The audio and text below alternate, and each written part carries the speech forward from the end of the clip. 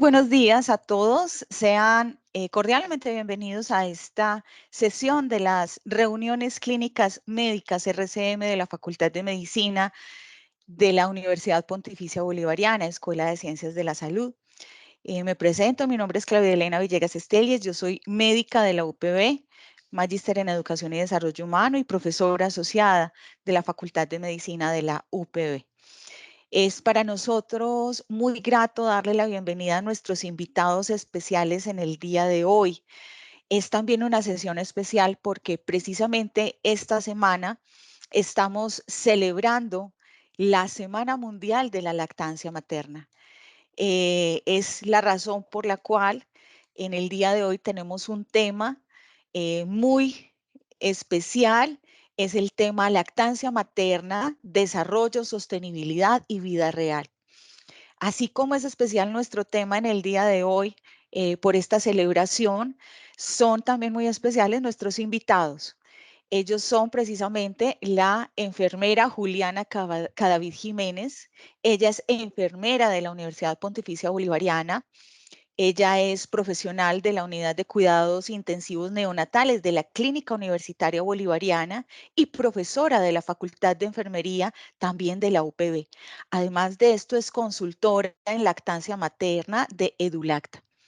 Y tenemos también a nuestro invitado especial, el doctor Andrés Felipe Uribe Murillo. Él es médico neonatólogo de la Universidad Pontificia Bolivariana, líder científico de la UCIN, de la Clínica Universitaria Bolivariana, docente e investigador de la Escuela de Ciencias de la Salud de la UPB. A nuestros invitados especiales, gracias por aceptar acompañarnos en esta mañana y también muchas gracias a todas las personas que en este momento se están conectando con nosotros a través de la plataforma Teams de la UPB. Bienvenidos, les damos la palabra y adelante con este tema. Vamos a hacer preguntas al final de la sesión y de igual manera también pueden anotarlas en el chat de la reunión. A todos, muchas gracias. Jefe Juliana, doctor Andrés Felipe, bienvenidos. Adelante. Bueno, muy buenos días a todos. Buenos días, Claudia. Muchas gracias por la invitación.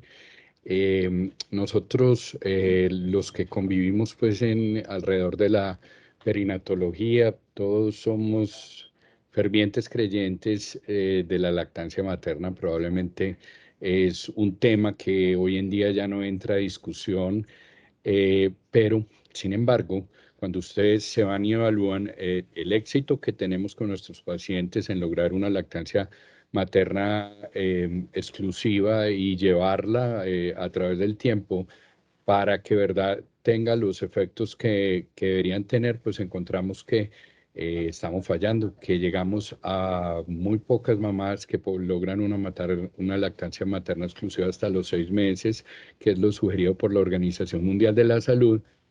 Entonces, es como algo irónico que tenemos toda la argumentación para trabajar y luchar por la lactancia materna. Sin embargo, en la vida real encontramos muchos problemas. Entonces, hemos querido llamar a esta presentación que hicimos Juliana y yo en forma muy ambiciosa, increíblemente ambiciosa: lactancia materna, desarrollo y sostenibilidad y vida real. Entonces, vamos a tratar desde la parte mía de dar una argumentación de tipo científico a favor de la lactancia que podemos lograr, y desde el lado de la jefe Juliana vamos a tratar de mostrar problemas que se encuentran en el día a día con la lactancia y que nos deriva en que un 83% de las mamás que nacen en la Clínica Bolivariana, que es una clínica universitaria, donde tenemos muchísimas estrategias de apoyo a la lactancia, reportan que tienen problemas graves para lactar a su bebé al tercer día de vida. Otro día nos sentamos y yo creo, Claudia, que esto es una tarea que nos queda pendiente porque tenemos que sentarnos a conversar como universidad este tema de que nos estén legislando los jueces sobre los procesos biológicos y sobre las actividades médicas. No sé si todos la conocen. Esta es la ley de parto digno o parto humanizado que salió en el mes anterior, es la ley 2244. No estoy diciendo que sea bueno, que sea malo, pero sí me parece que tenemos que sentarnos a preguntarnos por qué nos están teniendo que legislar sobre procesos biológicos y sobre actividades médicas, porque estamos llegando hasta allá. En algunos países no hay leyes para legislar este tipo de cosas. Derecho incluye entre los derechos de la madre en el punto 20, dice que al ser informada con evidencia científica actualizada y además de recibir los beneficios de la información, a recibir apoyo para amamantar durante el proceso de posparto, dice con asesoría oportuna, permanente y de calidad por un agente de salud experto en lactancia materna. Dice también los derechos del recién nacido en el punto 4 a tener contacto piel a piel con su madre y al amamantamiento inmediato, postergando aquellos procedimientos que no se consideren vitales con el objetivo de favorecer los procesos de adaptación. Cuando hablamos de sostenibilidad y de medicina planetaria y de cambio climático y todo eso, pues uno se tiene que ir a referir a los objetivos de desarrollo sostenible. Sabemos que los objetivos del milenio que iban al 2015 en muchos puntos no se lograron y se reformulan por parte de la Organización Mundial de la Salud y de la Organización y de la ONU. Se reformulan estos objetivos buscando ya no solamente unos objetivos en torno a la igualdad y a otros temas, sino también ya se empieza a mencionar lo que es el cambio climático, el efecto que va a tener en la salud y en la economía, y a preocuparnos un poquito más que el desarrollo sea sostenible. Casi todos los puntos de los objetivos de desarrollo sostenible tocan la lactancia materna, pero les traje aquí como los que la tocan en forma mucho más directa. Tenemos que el punto 1, el punto 8 y el punto 10 van enfocados a acabar con la pobreza, promover el crecimiento económico y reducir las desigualdades. Resulta que la lactancia materna adiciona alrededor de 302.000 millones anuales de ingresos a la economía mundial. Eso es más o menos el 0.5% del Producto Interno Bruto. Como una estrategia única e individual, eso es una gran cantidad de dinero, porque es digamos que esos son los activos que tiene a nivel mundial la humanidad. Es un aporte grandísimo y ahora más adelante vamos a ir explicando cómo aporta ese dinero a la economía.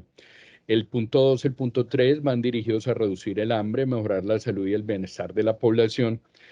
Como tal, la lactancia materna es una fuente vital de nutrición, salva la vida de muchos niños y contribuye a mejorar la salud de niños y madres lactantes. También vamos a enfocarnos en ese punto. En cuanto a la educación, los niños alimentados en forma exclusiva por los primeros 6 meses tienen un coeficiente intelectual más alto y un nivel educativo final más alto también.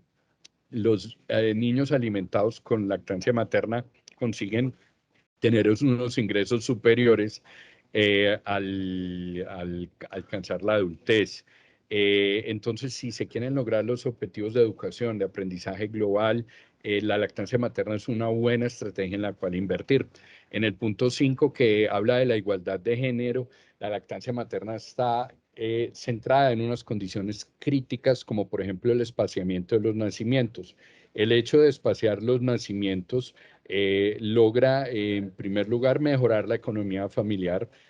También es una cuestión de derechos y uno de los puntos críticos para lograr la lactancia materna es los derechos en el lugar de trabajo. El punto 12 aborda el consumo sostenible.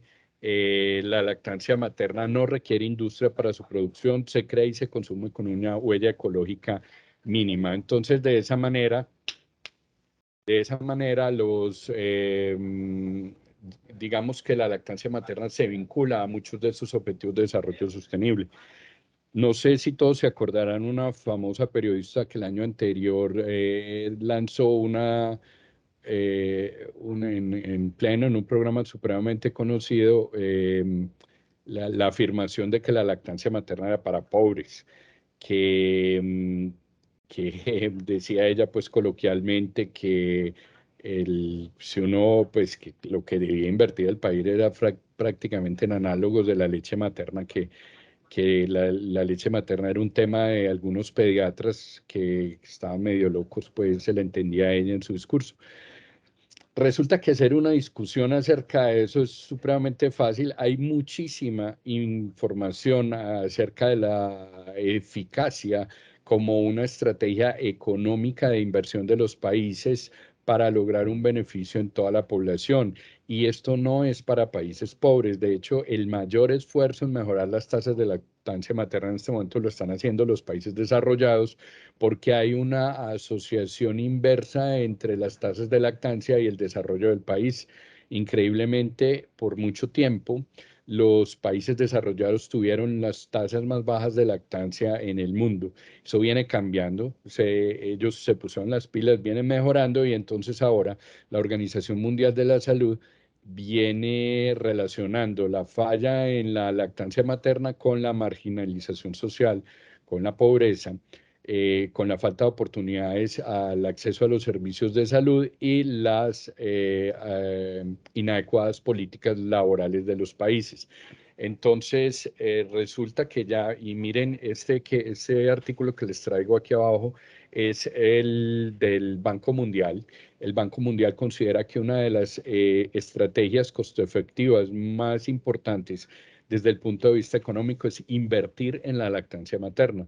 Ustedes van a ver mucha promoción, mucha educación, un montón y poca inversión en lactancia en nuestro país.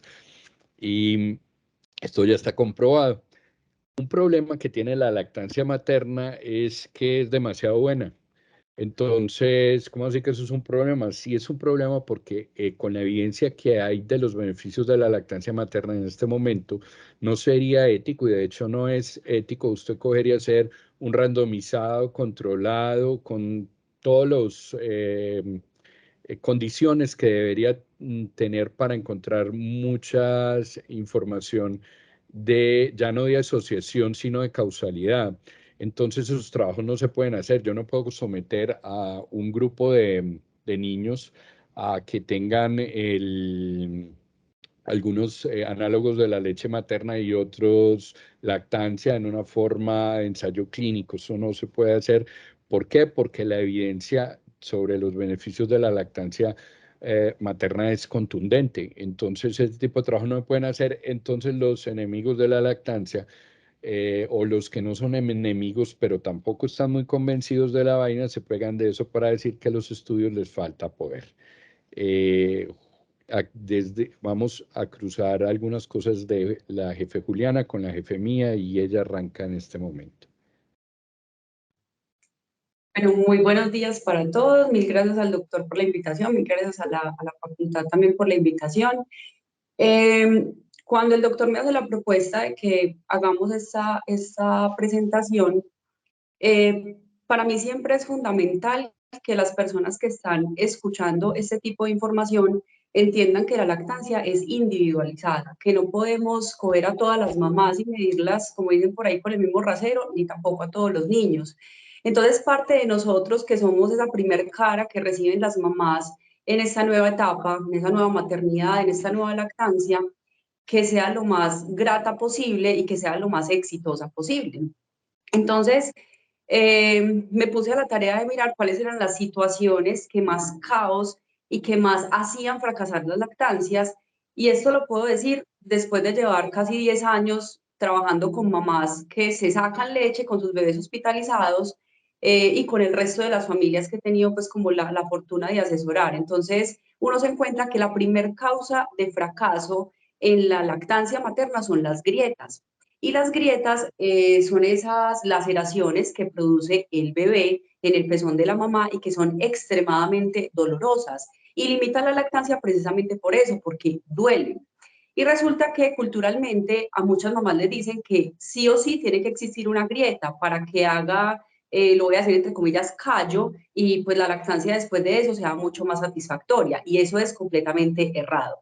Si nosotros que somos personal de la salud y nos estamos enfrentando a esas mamás, lo primero que tenemos que hacer es prevenir, y si la grieta está, corregirla.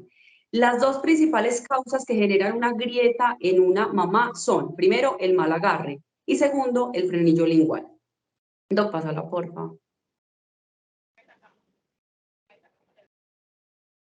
Esto es extremadamente doloroso y digamos que esas están, la primera que ustedes ven ahí, ya está un poquito más seca, digamos que ya está en proceso de resolución, pero hay unas grietas que son muy difíciles de sanar precisamente porque no se corrige la causa principal. Dale, Doc.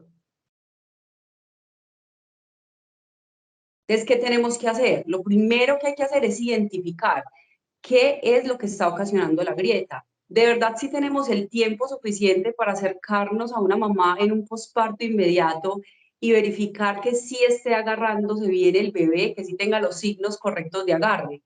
Pregunta, si tenemos claros cuáles son los signos claros de agarre o simplemente decimos, mamá, que abra bien la boca y ya. Eso es lo máximo que le decimos a una mamá, cuando en realidad el agarre tiene unos componentes que se tienen que coordinar entre ellos para que sea lo más exitoso posible. Y si de verdad revisamos bien al bebé para identificar que tenga un frenillo tipo 2, tipo 3, que esté limitando la lactancia, que esté limitando el agarre y que esté generando la grieta.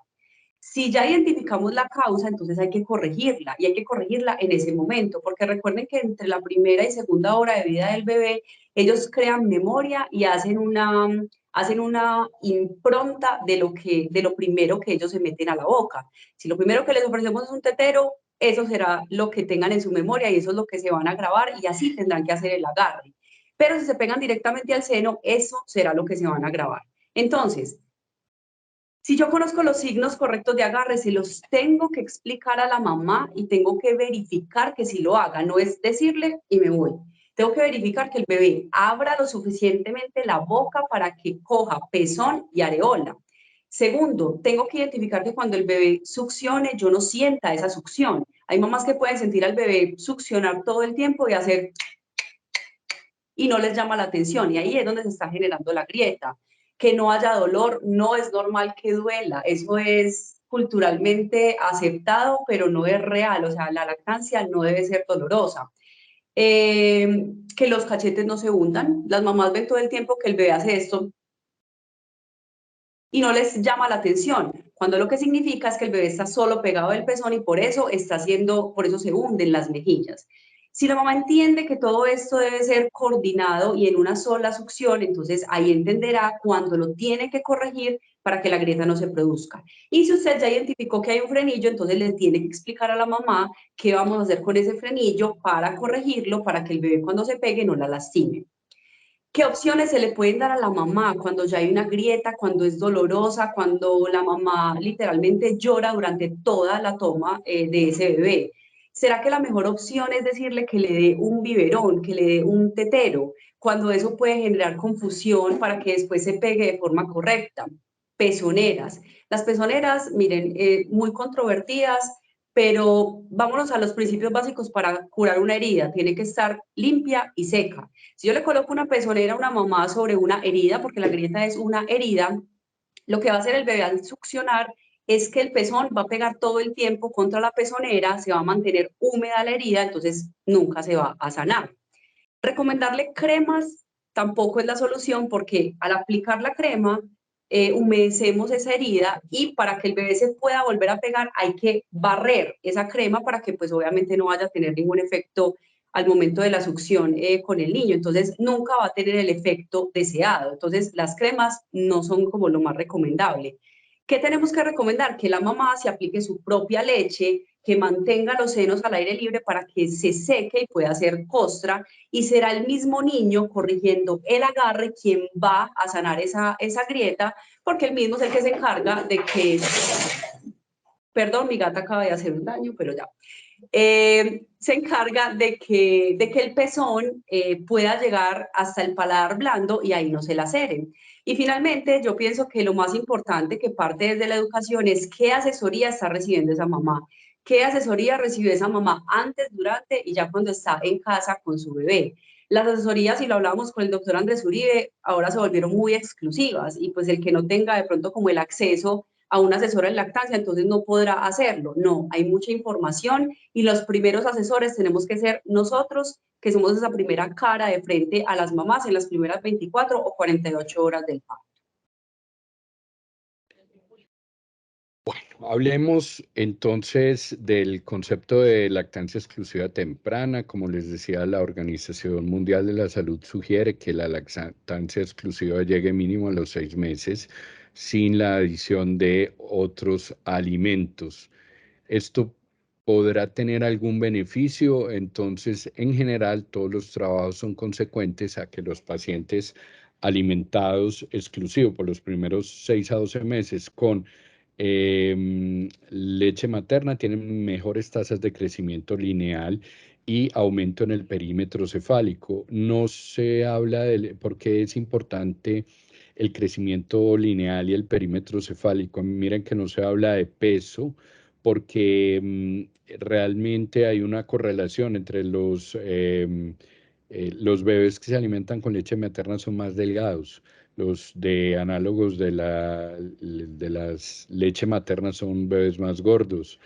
Y desafortunadamente ese aumento de peso a expensas de la grasa y no del crecimiento lineal se correlaciona con obesidad posterior en la vida. Las infecciones respiratorias en los primeros 6 meses son menores en los pacientes alimentados en leche materna, tanto en número como en severidad. La enterocolitis necrosante, que ustedes saben que es una patología con la que luchamos básicamente en el periodo neonatal y en la lactancia temprana, que es un poquito mayor en prematuros y definitivamente mayor en los niños con peso bajo para la edad gestacional, es notoriamente menor en los pacientes alimentados exclusivamente con lactancia materna.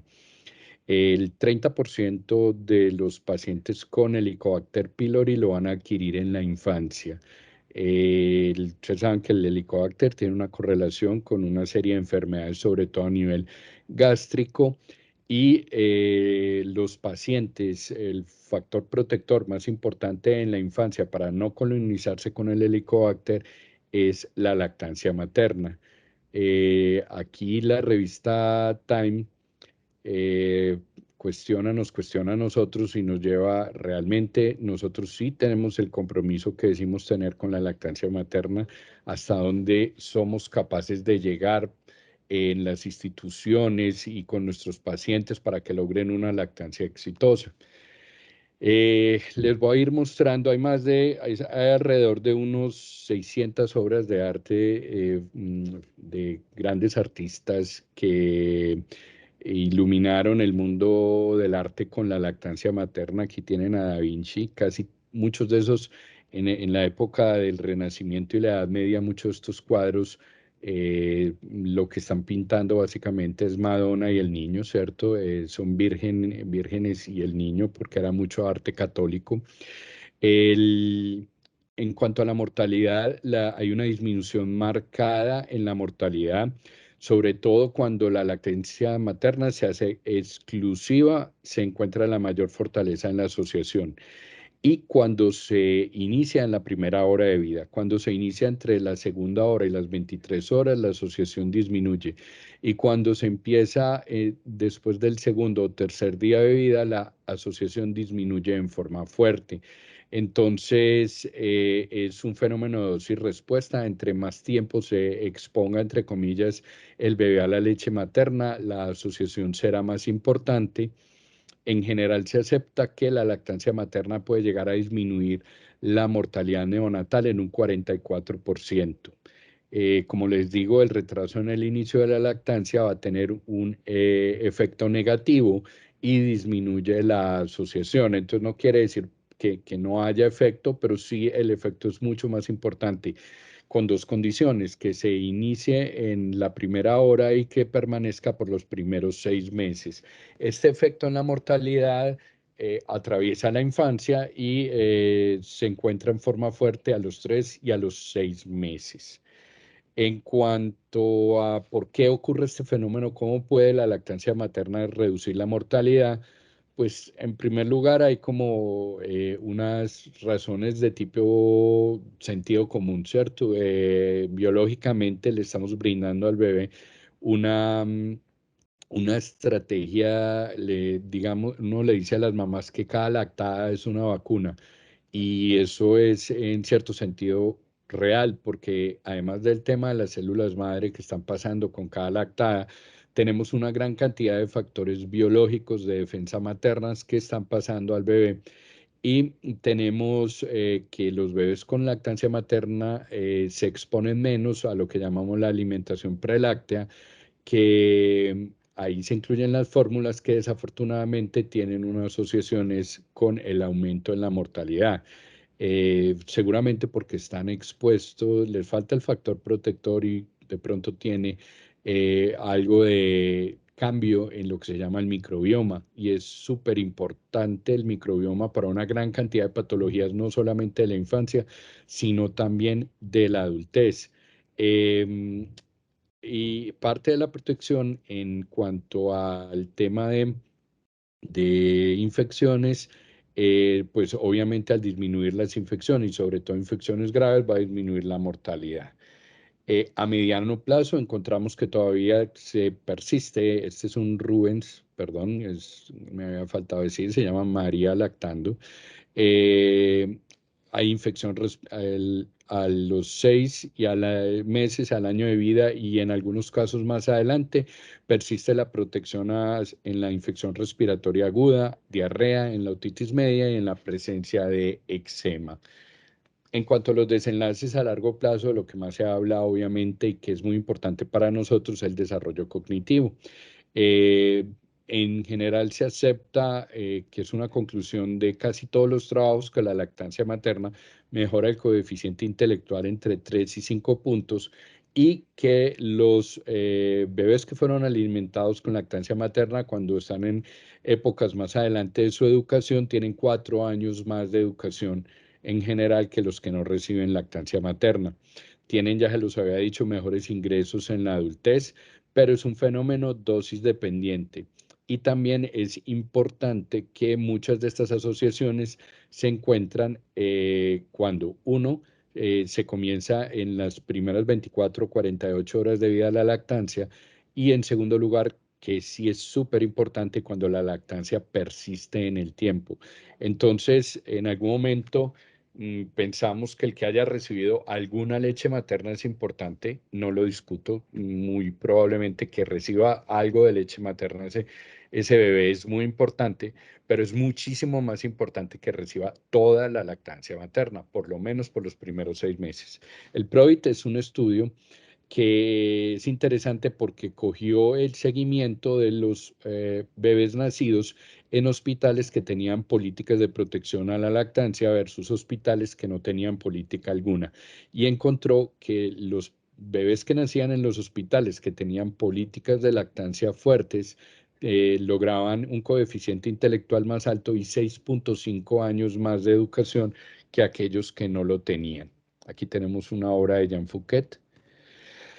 En cuanto a la obesidad, esto es otra asociación importante. Los bebés que no son alimentados, bueno, ¿por qué es importante? Porque nosotros en la década del 2000 encontrábamos que la prevalencia de obesidad infantil estaba alrededor del 3 o 4% en países como China, como Estados Unidos.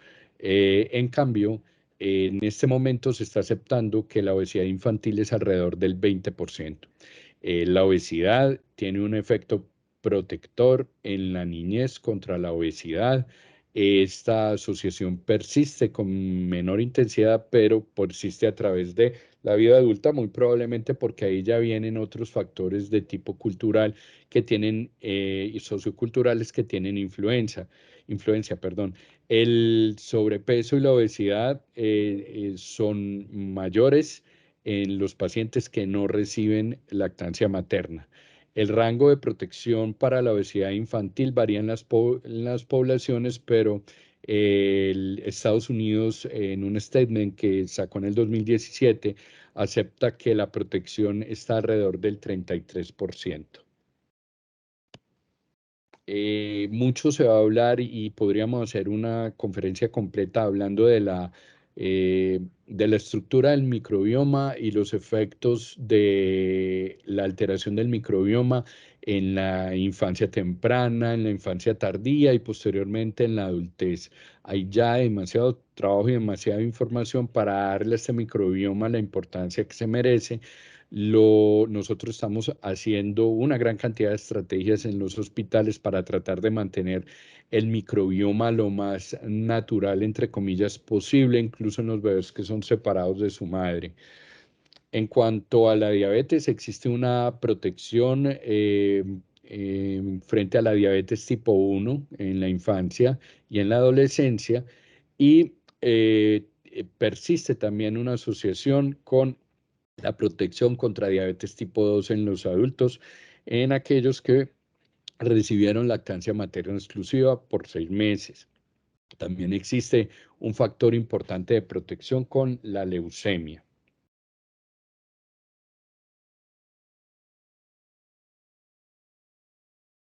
Bueno, aquí hay otra de las situaciones que más se presentan y que también son como muy difíciles de manejar porque la producción es muy subjetiva, ¿cierto? No esperamos que una mamá tenga una producción muy elevada en las primeras horas de vida de su bebé, precisamente porque la producción de leche materna está medida por el estímulo. Y va a aumentar con respecto a qué tanto se estimule esa mamá y qué tanto peguemos al bebé. Entonces, lo principal y lo que uno debería tener muy claro para enseñarle a una mamá y a una familia es las diferentes etapas y los diferentes tipos de leche que va a producir la mamá. Porque en ese orden de ideas, si la familia y la mamá entienden que lo primero que va a producir es calostro, van a saber que la cantidad de calostro que una mamá produce en promedio en 24 horas son entre 20 y 30 centímetros en 24 horas. Y esas son las famosas gotas a las que no les tenemos confianza y creemos que el bebé está quedando con hambre. Otra de las sensaciones de las mamás y lo primero que refieren es que sienten los pechos extremadamente blandos y esa es como una relación directa de que si el seno no está duro, entonces no hay leche, cuando ni el tamaño ni mucho menos la característica del seno miden la producción de leche. Y esta es muy famosa, es que solo le están saliendo gotas. ¿Cómo con esas gotas el bebé va a quedar satisfecho? No, hay que complementarle, hay que darle un poquito más. Y eso lo hacemos mucho ante el temor de que un bebé baje más de peso, que se deshidrate o que haya una complicación asociada. Pero en realidad eso también es un acto de confianza, de confiar en cómo el cuerpo de la mamá se modifica al momento de parir o al momento de tener a su bebé y que la placenta sale. Entonces hay que confiar en el proceso biológico también para entender qué es lo que está pasando. Y esto también, ¿por qué les digo que la mamá y la familia? Porque si de la mamá dependiera, muchas cosas no pasarían. Pero cuando el entorno cercano empieza a hacer comentarios como es que te está pidiendo muy seguido, es que se pega mucho tiempo, es que pasó solo media hora y ya te está pidiendo otra vez comida, o te está cogiendo de chupo, que son frases que escuchamos todos los días y que de pronto muchos las hemos dicho desde la ignorancia o desde la desinformación, eso hace que la mamá empiece a dudar. ¿Por qué me está pidiendo tan seguido si se supone que está quedando satisfecho? ¿Por qué está pidiendo tan seguido si se supone que estoy produciendo lo suficiente para que él quede satisfecho? Entonces, en ese orden de ideas, uno tiene que ser muy claro con la mamá para darle tranquilidad. ¿Por qué un bebé alimentado con leche materna pide más constantemente? Eso es muy fácil. La composición de la leche materna permite que el bebé la digiera muchísimo más rápido y muchísimo más fácil y por eso está pidiendo de forma constante. Tanto las partículas de azúcar como de lactosa, el bebé tiene las enzimas necesarias para poderlas destruir y poderlas absorber mucho más fácil y por eso pide constantemente. Además, un bebé pide constantemente porque está en proceso de crecimiento, está sobreviviendo a un medio externo y necesita comer para crecer y para poderse desarrollar. La expectativa, que yo creo que eso ha sido muy también del exceso de información, de compararnos con otras mamás. y de no entender que las lactancias son tan individuales y que son tan personales que uno no se puede comparar con el resto de las mamás. Entonces las mamás creen que la primera vez que se hacen extracción van a salir muchísimos chorros de leche, cuando en realidad apenas estamos empezando a decirle a nuestro cuerpo que produzca lo que el bebé necesita. Y vuelvo y le repito, el calostro, como lo van a ver ahí en las imágenes, eso es lo que van a ver ustedes, gotas. Y no le podemos decir como gotas solamente, no, esas gotas son extremadamente valiosas y es lo que el bebé necesita. Adicional, no podemos medir la producción de una mamá con lo que sacamos o con lo que sacamos con la mano o con un extractor, porque siempre, en cualquier parte del mundo, el mejor extractor es el bebé y es él el que mide la producción de la mamá. Si queda satisfecho, si hace chichi, si hace popó y si gana peso, eso significa que la producción de la mamá está adecuada.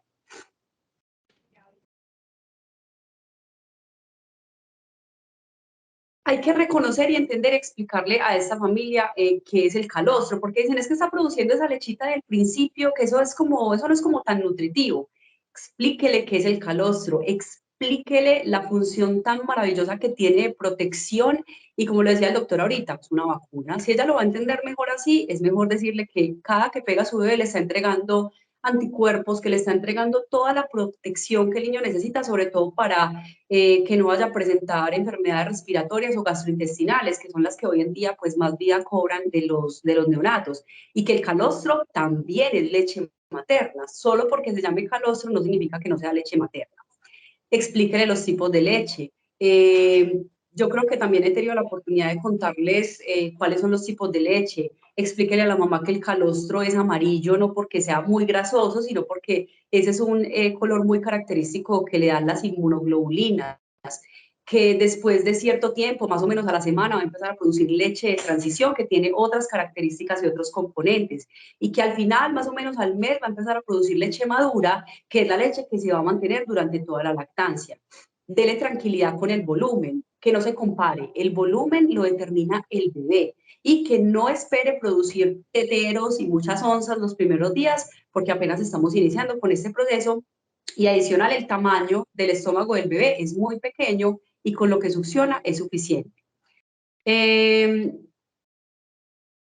Si el bebé hace mejor digestión, pues lo que les explicaba, necesita pedir constantemente. Entonces, por eso la lactancia materna es a libre demanda. Y a libre demanda es que no le pongo tiempos ni tampoco le pongo horarios. Obviamente estamos hablando de un niño sano. Si estamos hablando de un niño con factores de riesgo, tenemos que asegurar que el niño coma cada 3 horas para que no vaya pues, a tener ninguna complicación. Pero si hablamos del niño sano, tenemos que favorecer que el niño pida cuando lo necesite porque él está sintiendo la necesidad de. Y pues obviamente va a pedir de forma constante. Esto no debería alertar a una mamá si tenemos factores protectores como mamá está haciendo chichi, mamá está haciendo popó y lo pesamos y pues el peso nos va a revelar una cosa pues como diferente. Que la producción de leche no es hereditaria. Muchas mamás les van a decir, es que mi mamá no fue buena lechera, mi prima no fue buena lechera, en mi casa no hemos sido buenos lecheros. Eso no es hereditario. La producción de leche se determina por el estímulo y es fundamental. Entre más pegues al bebé y entre más te extraigas, más producción vas a tener, porque el cuerpo es extremadamente sabio. Si no le pides, él no va a producir. Y él va a producir lo que nosotros le demandemos. Y el estímulo. Estimular no es hacer masaje. Explíquele a la mamá que estimular es extraerse siempre que el bebé termine de comer, que lo debe pegar de forma libre de un solo seno y dejar terminar la toma completa para que el bebé logre llegar a la fase final de la leche y no se quede solo con la fase inicial, que es un 88% agua, y que siempre debe ir rotando los senos para poder favorecer, primero, que la producción sea en iguales condiciones en ambos senos, para favorecer la simetría de los senos y pues para que el bebé no se acostumbre a comer de un solo seno. Bueno, ya hablamos de los posibles desenlaces favorables de la lactancia materna con la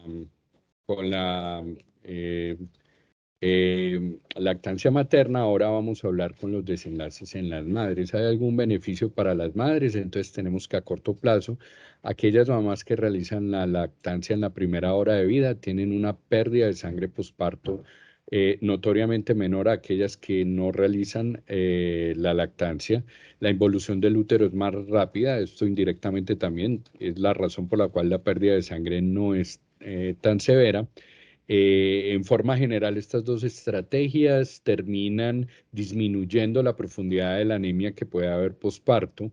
La amenorrea posparto también en aquellas mamás que lactan en forma exclusiva en los primeros meses es más larga que la amenorrea de las mamás que no lactan. Esto va a determinar o va a ser un determinante de los periodos intergenésicos, es decir, entre un embarazo y otro, lo cual en primer lugar favorece la salud materna, la salud del recién nacido. Las mamás que lactaron tienen menor probabilidad de tener un parto prematuro que las mamás que no lactaron en forma exclusiva por 6 meses.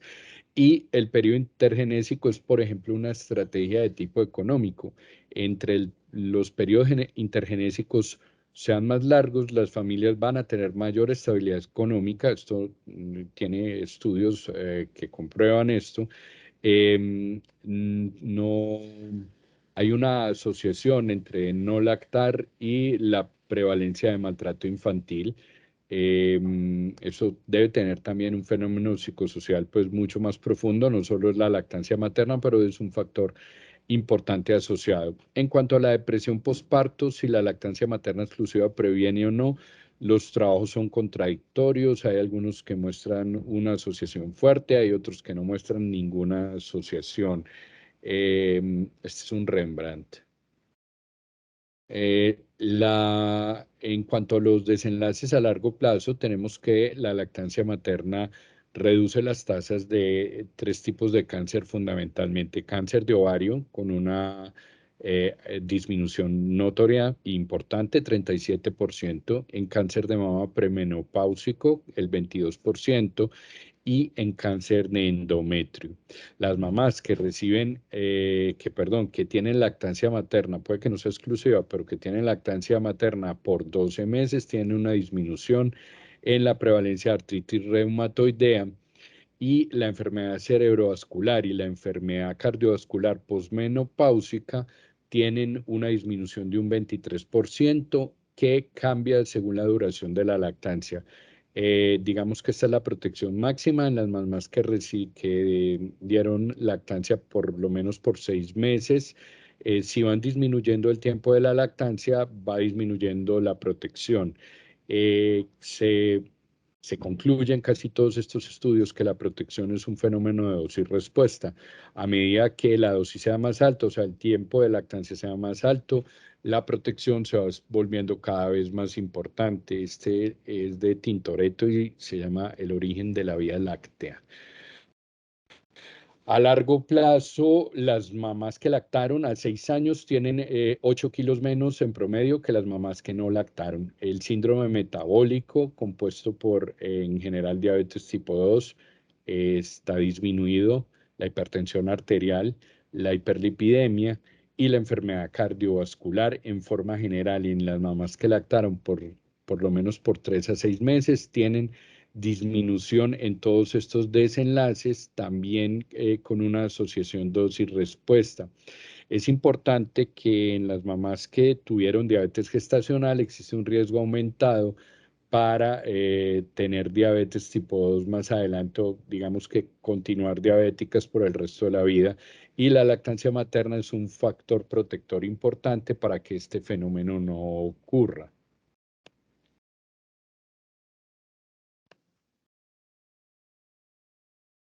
Esta última situación que decidimos como presentarles es porque también se vuelve un poquito subjetivo y que tanto conocemos de pezón plano, o sea, de verdad, si es un pezón plano real, está pseudo invertido o de verdad está completamente invertido. ¿Por qué? Porque eso no puede ser solo como a ojo, no me parece que tiene el pezón como plano. ¿Qué determina y qué nos va a dar a nosotros tranquilidad al momento de ver a una mamá y poderle decir, mire mamá, usted tiene un pezón con estas características que posiblemente van a limitar la lactancia y tenemos que ser muy sinceros, porque no podemos poner tampoco en riesgo la tranquilidad de la mamá, ni mucho menos la salud del bebé, porque no se está alimentando de forma correcta. Entonces, hay que aprenderlo a identificar, hay que aprender a entender que un pezón que parece ser plano, necesitamos determinar si el bebé es capaz de sacarlo al momento de la succión. Por eso es tan importante que los signos de agarre y que el niño se agarre de forma correcta, porque el bebé es el único que puede lograr sacar de forma efectiva el pezón y elongarlo de tal manera que pueda llegar hasta el paladar blando, no lesionarlo, no producir la grieta y pues que el bebé pueda succionar de forma efectiva y sacar lo que necesita. Si partimos del principio que un bebé no se debe pegar solo del pezón, porque si usted trata como de sacar leche y lo hace del pezón, puede que salgan gotas de leche, pero el bebé no está sacando lo suficiente. Por eso la lengua interviene, todos los músculos de la cara intervienen para que el bebé pueda hacer un ordeño efectivo. Entonces, ¿qué pasa con el pezón plano o el pezón que está invertido? Si partimos del principio que el bebé no se debe pegar solo del pezón, sino también de gran parte de la areola, tener un pezón plano o tener un pezón pseudo invertido no es limitante para la lactancia, porque si el bebé logra abrir lo suficiente la boca para sacar ese pezón, ¿listo? O elongarlo lo suficiente, la lactancia no debería tener ningún problema. ¿Qué pasa? Que en este tipo de mamás el acompañamiento tiene que ser muy estricto, porque al bebé hay que enseñarle a abrir la boca. El bebé de entrada no abre la boca para pegarse, le tenemos que enseñar a hacerlo. Pero si identificamos que el pezón es completamente invertido, que no se puede sacar al momento de la succión o que tratamos de sacarlo y no podemos hacerlo de forma manual, aquí sí tenemos que valernos de estrategias y explicarle a la mamá que su lactancia se puede ver limitada, pero por una característica de tipo anatómico y que obviamente no vamos a poner en riesgo a ese bebé ni tampoco a esa mamá. Dale, bueno, entonces hay que identificarlo, conocerlo, saber si de verdad si es un pezón plano real o simplemente es un pezón pues que no está tan pronunciado. ¿Cómo lo corregimos? Entonces corregimos el agarre, eh, tenemos que identificar si está pegado solo el pezón, está mal pegado y hay que corregir ese agarre y tenemos que dar opciones. Para que el pezón pueda salir, una muy buena opción es decirle a la mamá que se ponga cocas recolectoras, que no es lo mismo que la pezonera, porque en la coca recolectora el pezón se está tratando de sacar todo el tiempo, pero no tiene contacto con la leche, o sea que no permanece húmedo, que es lo que menos queremos en estos senos de las mamás. El extractor también es una muy buena opción, no tiene que ser un extractor costoso, no le podemos vender a una mamá la idea de que la lactancia es costosa, de hecho, entre menos cosas costosas le digamos a la mamá que consiga, muchísimo mejor porque más humana y más natural va a ser esa lactancia. Pero el extractor es una muy buena opción con este tipo de mamás porque obviamente va a ayudar a que el pezón salga y se elongue un poquito más. La técnica de la jeringa, que hace muchos años era muy como controversial, porque decían que era doloroso, que lastimábamos a las mamás. No, ya hay una técnica específica donde utilizamos la jeringa, la ponemos de forma invertida en el pezón y con el émbolo empezamos a hacer como si tuviéramos un extractor, pero este es un poquito más artesanal y mucho más barato, por decirlo de alguna manera. Y de esa manera ayudamos a que la mamá empiece a sacar un poquito el pezón y eso favorece que el bebé se agarre mucho más fácil. Y aquí las pezoneras sí pueden ser una muy buena opción, pues no tenemos una grieta y pues si no vamos a tener un bebé que logre sacar ese pezón que está completamente invertido, aquí la pezonera podrá ser una muy buena opción para que el niño se siga agarrando, porque una cosa es que él no se pueda agarrar directamente del seno, pero no significa que no haya producción de leche. Entonces la pezonera en este caso sí es una muy buena opción. Bueno, a pesar de todo lo que hemos mostrado, hemos tratado de mostrar hoy de evidencias para el bebé y la madre a corto, mediano y largo plazo, las tasas de lactancia materna a nivel mundial, que es un monitoreo que hace la Organización Mundial de la Salud y la UNICEF, se calculaban para el 2012 en un 37% de lactancia materna exitosa a los 6 meses de vida. Es frustrante y es bastante, es un valor bastante negativo. Esto incluye países desarrollados, de desarrollo medio y de pobre desarrollo. En el 2017, sin embargo, gracias a todos estos esfuerzos, se llegó a alrededor del 41% y espera la Organización Mundial de la Salud que haya que logremos tasas exitosas de lactancia a los 6 meses en el 50% de la población para el 2025. Es el objetivo que ellos se están trazando. Para lograr ese objetivo, pues cada zona, cada país, cada área debe tener una inversión. O sea, la lactancia materna requiere inversión por parte del Estado y de la sociedad en general. Nosotros, en pocas palabras, no necesitamos mucha inversión. Si ustedes nos comparan, por ejemplo, como con el este asiático, que básicamente probablemente se está hablando de zonas que tienen que hacer una inversión gigante para lograr ese objetivo del 50%. En Latinoamérica realmente la inversión no es tan alta, pero necesitamos inversión. Entonces les traje otra obra de arte de lactancia, está un poquito menos vieja, un poquito más moderna, algo con lo que ustedes se pueden familiarizar un poquito mejor. Eh, no sé si tienen dudas, inquietudes, preguntas.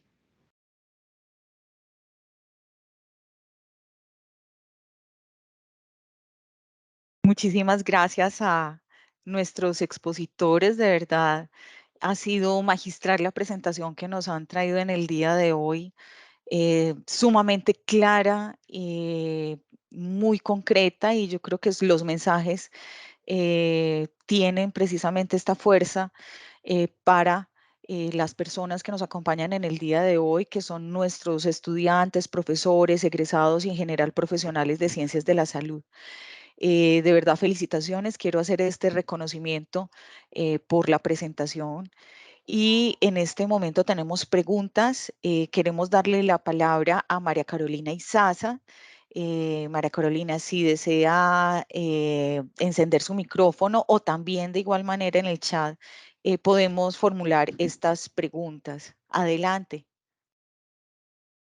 Buenos días, ¿cómo están? Muy buenos Bueno, días. no, súper buena la presentación al doctor y a la jefe Juli. Todos los datos, pues, como de lo que nosotros trabajamos en el día a día, las unidades, pero me gustaría que pudiéramos hacer una segunda sesión hablando de la lactancia materna ambulatoria. No sé, de pronto la jefe Juli, ¿qué piensa? Porque muchos de nuestros bebés de nosotros se nos van para el programa canguro y tienen algo de soporte con la enfermera y el personal de canguro, pero los bebés que no se van para, pues que se van para cita de médico general y finalmente son los chicos los que van a tener que rescatar esa lactancia cuando empiecen los brotes de crecimiento, cuando pues como todas las dificultades a las que se enfrenta la mamá después de que sale del hospital, más que dificultades, como todos los retos con la lactancia que se enfrentan cuando sale después del hospital, yo creo que las que usted mencionó, jefe, sí, definitivamente sí es lo más frecuente, pero ya después en el camino vienen otros retos y me parece que las mamás están muy desprotegidas de información para la lactancia ambulatoria. Y súper, muchísimas gracias.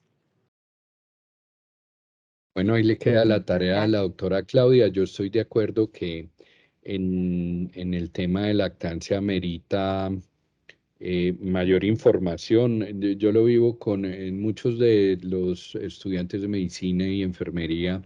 Regresan a la clínica a la hora en que van a ser padres y con ellos, cuando ya se enfrentan a la lactancia en la vida real, ve uno que mucho de este conocimiento se quedó en lo teórico, pero en forma práctica no saben enfrentar estos problemas como los que la jefe Juliana nos mostró hoy.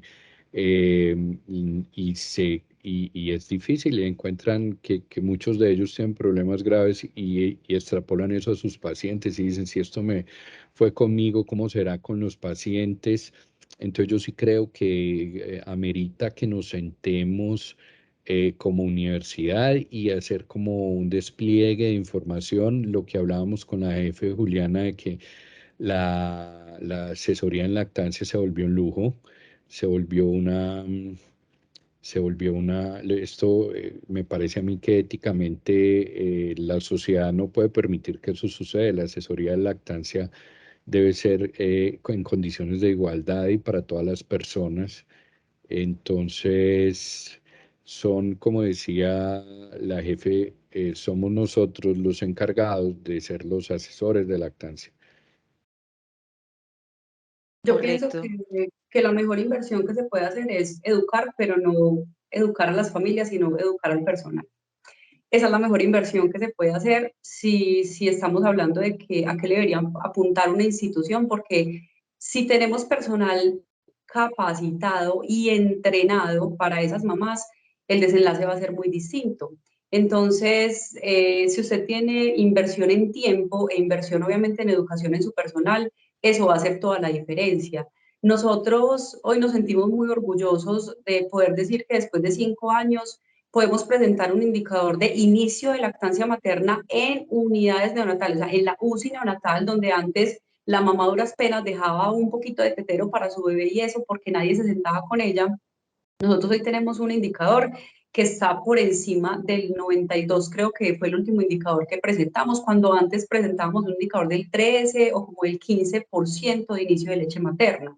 Porque hemos creado cultura, porque hemos creado conciencia. Pero esas mamás tienen un tiempo de preparación porque finalmente el enfermero las empieza a preparar para lo que decía la doctora Caro. ¿Qué les va a pasar a ustedes cuando lleguen a la casa? ¿Cómo se van a enfrentar a estar solas con su bebé? No solo con los cuidados del recién nacido, sino con la lactancia. Entonces, eso es a lo que le deberíamos apuntar. A decirle a la mamá, vea, el escenario va a ser este. Es que la lactancia no es un mundo mágico como nos lo muestran muchos, no, es que esto es un reto. Y es un reto que tenemos que saber enfrentar, que nos tenemos que asesorar muy bien. Desafortunadamente, las RIAS dice que las mamás deberían tener una consulta con asesor en lactancia y que es obligatoria, pero ¿qué asesoría les están dando? Porque la asesoría básicamente es, ¿le sale, no le sale leche? ¿Lo está pegando bien? ¿Cuántas veces lo está pegando? Entonces, qué tan profesional y qué tan específica es esa asesoría que hoy en día las asesoras en lactancia materna se vuelven, como lo decía el doctor, un lujo en este momento? Totalmente de acuerdo, jefe Juliana, doctor Andrés Uribe, y yo creo que el mensaje ha sido muy claro en relación a aspectos como la inclusión precisamente, o sea, que sea algo accesible y al gran reto que enfrentamos como profesionales de la salud, sobre todo en la educación en salud de nuestros pacientes, en que podamos entonces impactar.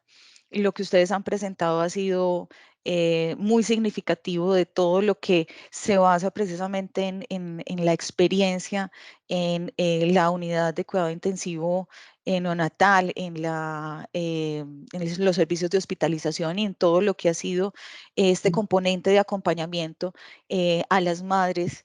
Y yo creo que definitivamente es un trabajo que nos plantea entonces la necesidad de definir todas estas estrategias y acciones que definitivamente puedan impactar en la práctica, en el día a día, que es precisamente lo que hace alusión a nuestro tema en el día de hoy. Ya entonces para ir cerrando, tenemos por acá agradecimientos por parte de todos nuestros asistentes en el chat. La doctora Elciolaya, qué buena conferencia, felicitaciones. La presentación excelente, amena, didáctica, gracias. Tenemos de parte de la enfermera, la profesora Dora Isabel Giraldo, excelente presentación, muy científico, bien documentados. Muchas gracias, Juliana y doctor Uribe. Y tenemos también de parte de la profesora, también enfermera, Natalia Ramírez Borja, muchísimas gracias, excelente presentación y muy informativa para todos. Yo creo que el mensaje ha sido claro, contundente para todos nuestros estudiantes que en este momento están en ese proceso de formación y que es esencial sensibilizarnos, no solamente como futuros profesionales, sino también como formadores en este aspecto clave que es la lactancia materna. doctor Andrés Uribe, jefe Juliana Cadavid, muchísimas gracias a todos por acompañarnos en esta sesión de las reuniones clínicas médicas de la Facultad de Medicina de la UPB. A todas las personas que se conectaron con nosotros, mil gracias y esperamos entonces contar también con su asistencia en las próximas reuniones clínicas médicas. A todos un feliz día, muchísimas gracias, que estén muy bien, un fuerte abrazo, cuídense mucho.